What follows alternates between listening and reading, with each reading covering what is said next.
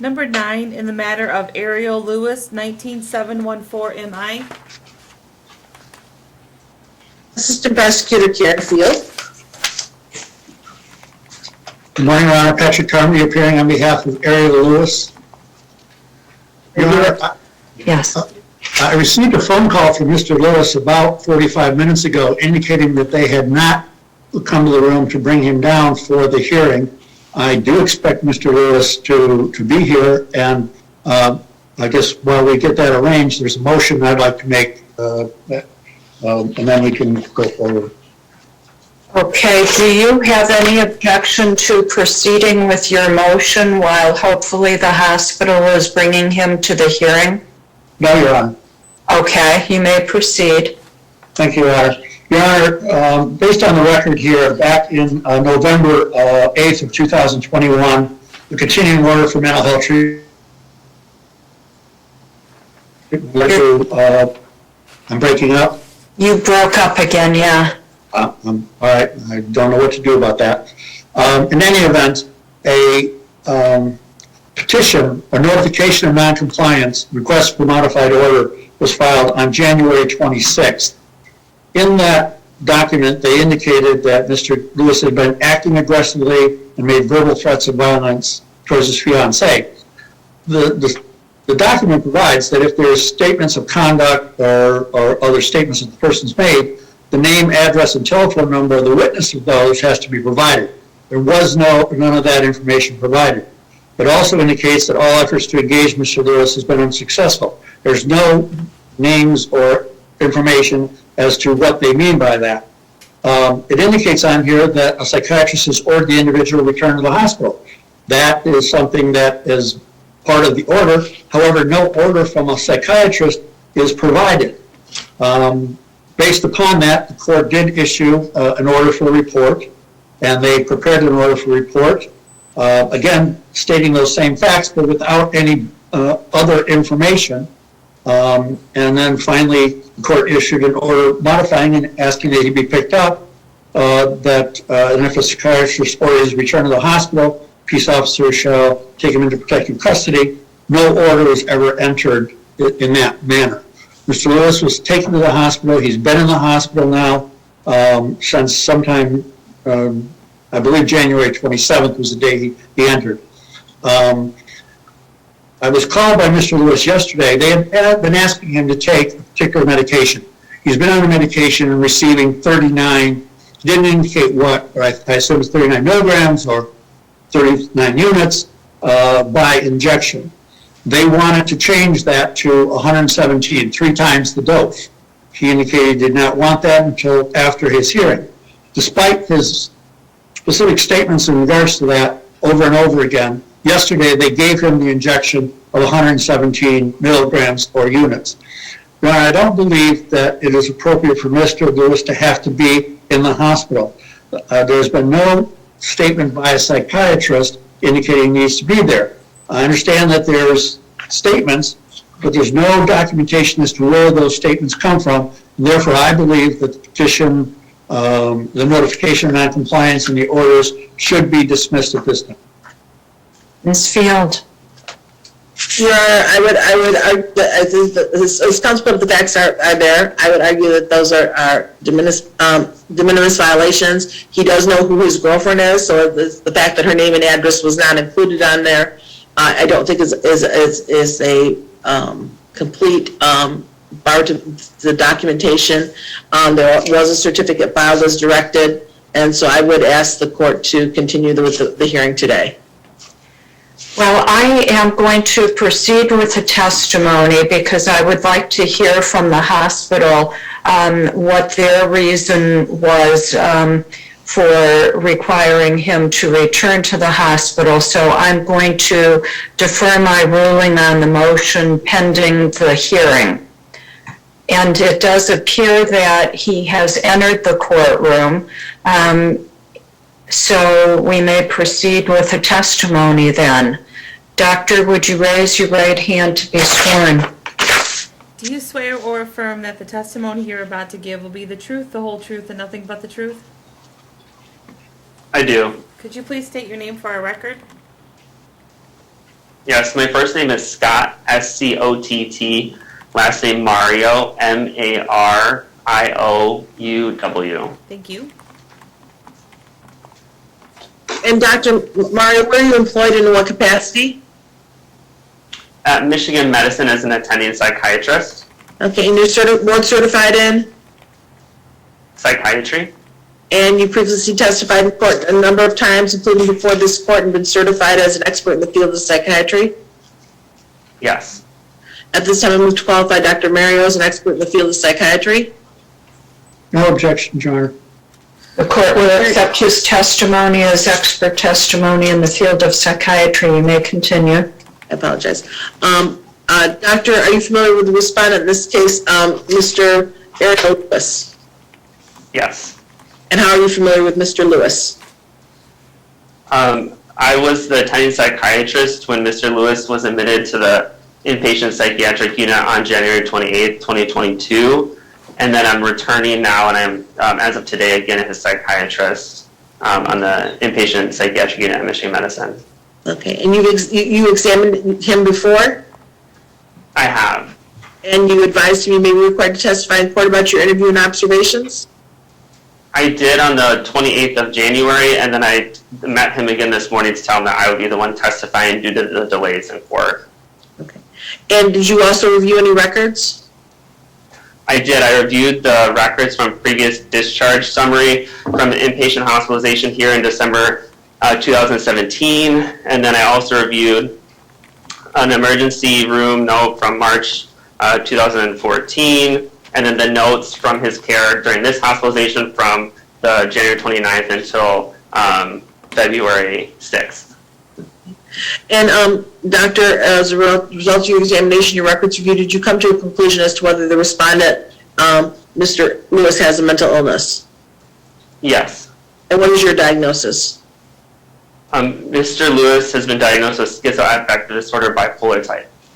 And you concur with that diagnosis? Yes. And what is the basis for it?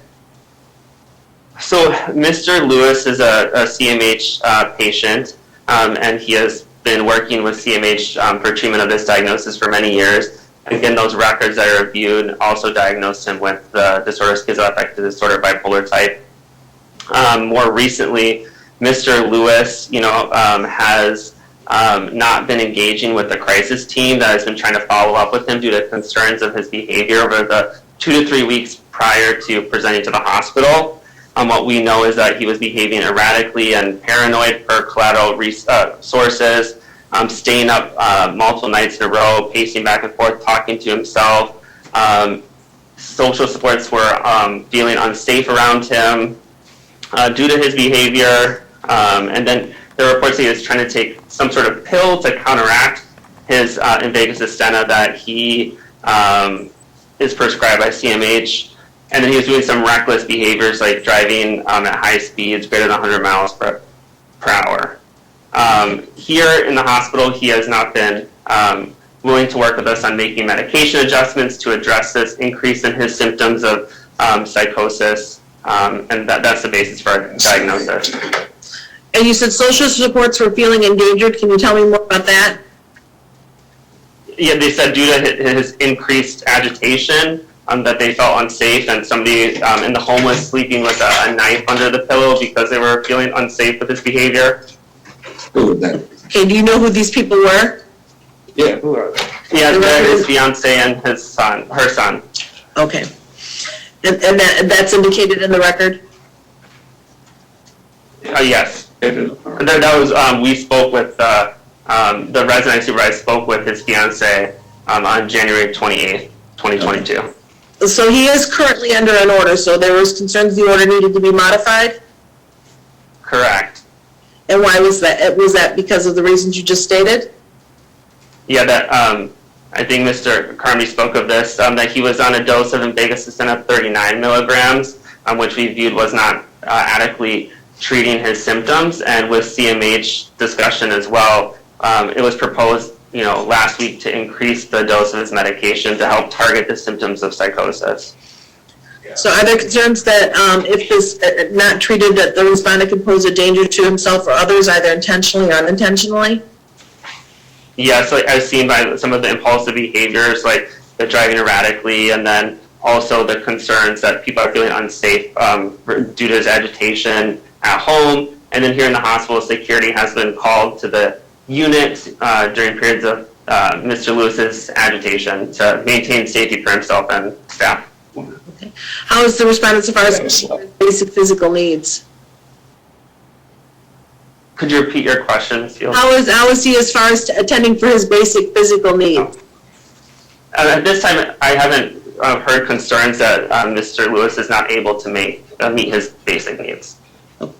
And is he understanding his need for treatment at this time or the need for the medication change? No, he is not. He does not, was not accepting of hospitalization, which is why he objected to the hospitalization, and he was, against any medication changes. Even he reports side effects from higher doses of the Invega Sustenna, which is what he cited as his reason for not wanting to increase the dose, but he wasn't willing to consider other medication options that we proposed to address that concern. What is the recommendation currently for as far as So when Mr. Lewis was under the care of another colleague of mine last week, they administered the higher dose of the medication, and right now we just want to coordinate with his family to make sure that they feel comfortable with him coming home, and we would be discharging Mr. Lewis soon, in the next few days likely. Okay, so the expectation is he will not be hospitalized more than what was initially ordered on the stability on the order. Correct, and he's on the order as an outpatient with CMH, so we would like to get him to the least restrictive environment as soon as possible. Okay. At the current, while he's staying in the hospital, would you continue to supervise his treatment? I will. And can Michigan Medicine, University of Michigan Hospital provide treatment that's adequate and appropriate to the respondent's mental illness? Yes. And at the current moment, is hospitalization the least restrictive means of treating the respondent's mental illness? Yes. And is the hope that he'll be back on the AOT shortly? Yes. Thank you. I have nothing further. Mr. Carmody? Doctor, so if I understand correctly, the dose that he indicates he received was 39 milligrams, is that correct? Yes, of the Invega Sustenna. Invega Sustenna. Are there other medications that he is taking? No, he's not taking other medication this time. Okay, so the only medication he's on is the 39 milligrams of Invega Sustenna. And you indicated that you wanted to raise it to 117 milligrams, 3 times the dose? So that was what was ordered. It's a long-acting injection. So the 3 times dose, doesn't exactly translate, because it's given over a month period. Yeah, I guess I'm not understanding what you're saying. When you're saying it's given over a month period, are there multiple occasions when he would require a shot? Just once a month. Okay, so he gets 1 shot a month, and he's received that shot, correct? He received it on Friday, I believe that's the 4th, yes. And so he had come there, he had indicated he did not agree with upping his dose. A court hearing was scheduled, but before the court hearing was conducted, you decided to go ahead and give him the dose anyway, correct? Yes. Yeah, that was under my colleague, yes. Okay, and was there some reason that he was a danger to himself or others? Requiring to get a dose at that time? Oh, sorry, Mr. Carmody. Could you repeat your question? Did he require a dose at that time? Yes, the goal of increasing the monthly injection dose was to target the symptoms that led him to hospitalization to promote stability when he leaves the hospital, because the low dose of 39 milligrams wasn't covering his symptoms of psychosis. I understand what you're saying, Doctor, but he objected to that and indicated he wanted to have a hearing. Hearings were scheduled, but unfortunately could not take place because of other conditions. So you decided as a doctor to give him that injection before this hearing could be conducted? Yes, so from my understanding of the situation, since Mr. Lewis was already on an order, our team coordinated with the legal in the hospital, recipient rights in the hospital, and CMH, and it was determined that since he was on this order that he could receive the injection before the hearing that was scheduled for today. And did you explain that to him? I wasn't present on the 4th of February, but I understand from my colleagues that this was discussed with Mr. Lewis. No, it was not. Okay, well, and you are aware that Mr. Lewis had an attorney who was representing him at that time. Did anyone make any effort to notify the attorney that this decision had been made? Bullshit. I don't know. Bullshit. Right. I don't have any further questions, Your Honor. Ms. Field? I have no further questions and no further witnesses for the purpose of this hearing. Mr. Carmody? Mr. Lewis, I believe would like to testify, Your Honor. If you do, Mr. Lewis, you need to raise your right hand. Do you swear or affirm that the testimony you're about to give will be the truth, the whole truth, and nothing but the truth? I do. Can you please state your name for our record? My name is Ariel Sadie Lewis. Thank you. Mr. Lewis, you are aware that a notification of noncompliance was filed with the court, correct? Yes, sir. Okay. On that document, it indicates that you have been acting aggressively and made verbal threats. Do you know what acting aggressively or verbal threats they claim you were making? No, sir. Were you making any aggressive activities or threats or making any verbal threats towards anyone? Not to my knowledge, sir. Okay. Not intentionally, anyway. Okay. They specifically indicate your fiancé. Do you remember making any physical or verbal threats against your fiancé? No, and I actually talked to her, and she said that she had not spoken to anybody about that, so I don't know where that would be coming from. It also indicated that all efforts to engage Mr. Lewis had been unsuccessful. Had there been any efforts to engage with you by Community Mental Health? Yes, sir. Okay. When they first came out to see you, can you explain to the court the circumstances of that? The first time they tried to contact me, I was at my apartment, 2277 South Grove Street, and I let them in. We sat down. I don't remember it was a lady and a gentleman. They were talking to me and my fiance. We were both present. We had a pleasant discourse, and they left. Okay. Do you know how long you spoke with them? Maybe about 25 minutes to a half an hour. At any time during that discussion, did they say that they felt they needed to change your medication? No, sir. Right, so after that meeting, when did you next hear from Community Mental Health?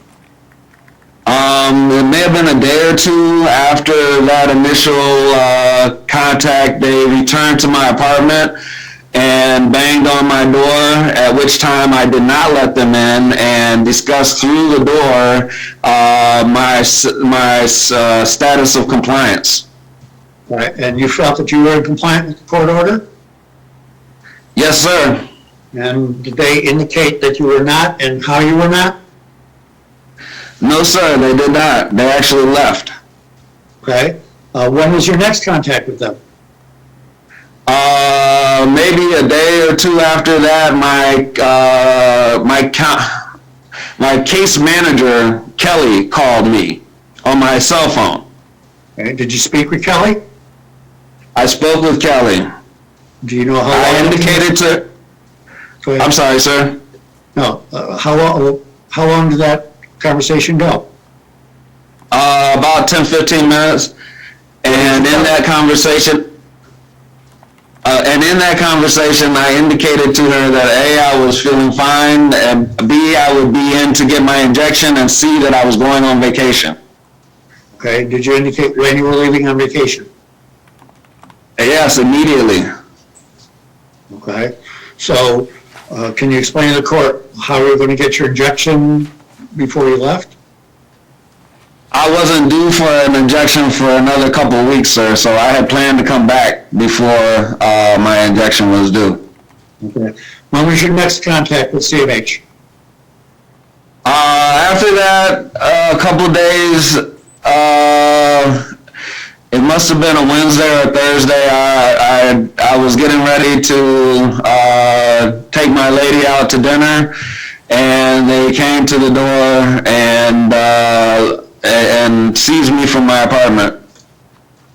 At that time, did they show you anything that indicated that the psychiatrist had indicated they wanted you to go to the hospital?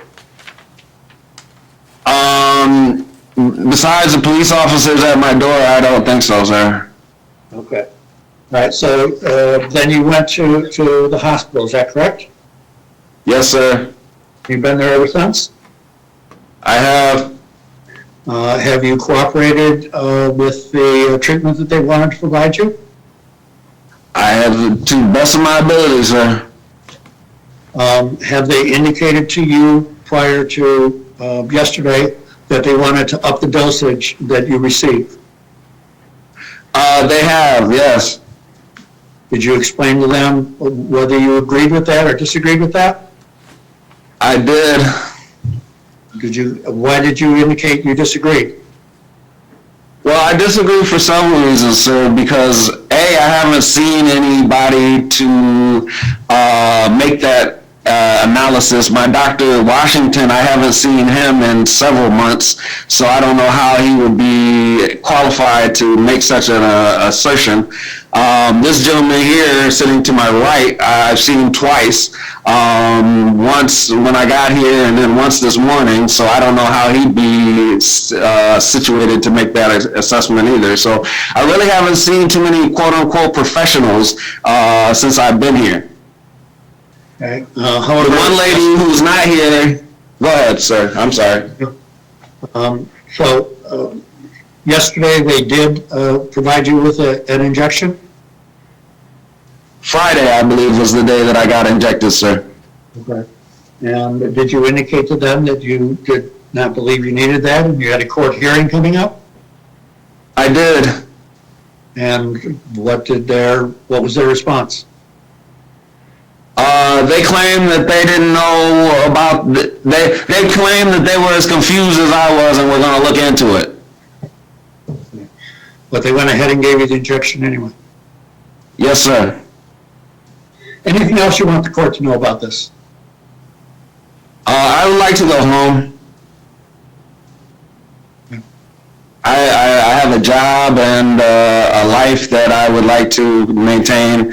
It's very difficult to do so in this situation, in this setting. My lady is having health issues and I can't help her since I am incarcerated in the hospital. So it makes my life very difficult.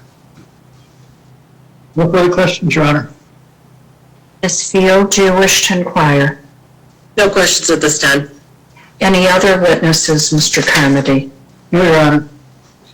Ms. Field? Your Honor, I believe the doctors stated the valid basis for the hospitalization, that there was some concerns that needed to be. It is part of his order that hospitalization if needed. I don't think there was anything frivolous about the current hospitalization. It doesn't appear to be that they're looking to have him there excessively long and would hope that he would be continuing. So I'd ask that the hospital as needed and consistent with his current order. Mr. Carmody? Yes, Your Honor. The order that the court issued indicated that if a psychiatrist ordered him to return to the hospital, that would be a triggering event. No one has testified that any psychiatrist that ordered him to return to the hospital before the police came, took him from his house and took him to the hospital. He's now been there for more than a week. They let him stay there much of the week and then suddenly decided that, well, we don't need to keep him, we'll just give him a shot. I believe that's inappropriate. I believe that he should have had the opportunity to come to the court without having to engage in any additional treatment and have his opportunity to explain why he felt he didn't need that treatment. I believe that this is completely inappropriate, and I would ask the court dismiss the petition and release him from the hospital. Thank you. Well, first I'd like to address the delay. This case was scheduled for hearing for February 2nd, and the court and the county were closed due to inclement weather on February 2nd, 3rd, and 4th. This being Monday, February 7th, it's the first available date that we could hold this hearing. So in terms of how we're proceeding today, this is not a situation where there isn't a current order. There was an order that had been entered following a jury verdict on November 8th. And so he was required to comply with the assisted outpatient treatment. And then there were days of hospitalization that were also provided for. There was substantial compliance with the notice of his failing to comply with the court order, and there was the petition to modify the order requiring that he return to the hospital. He was returned to the hospital. He objected to the hospitalization January 28th.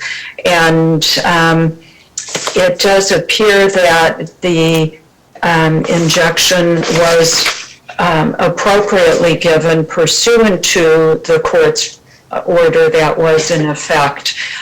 Due to his schizoaffective disorder bipolar type, on January 26th, it was reported that he was acting aggressively and making verbal threats toward his fiancée, and all efforts to engage him in outpatient treatment were unsuccessful, and there was testimony substantiating what those efforts were.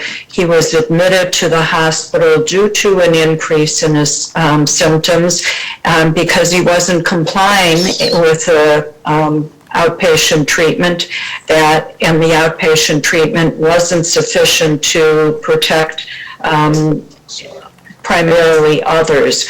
So I am satisfied, based on the testimony that I heard, that there is a preponderance of evidence that he requires hospitalization, and accordingly I am dismissing his objection. Good luck to you in your treatment efforts, Mr. Lewis.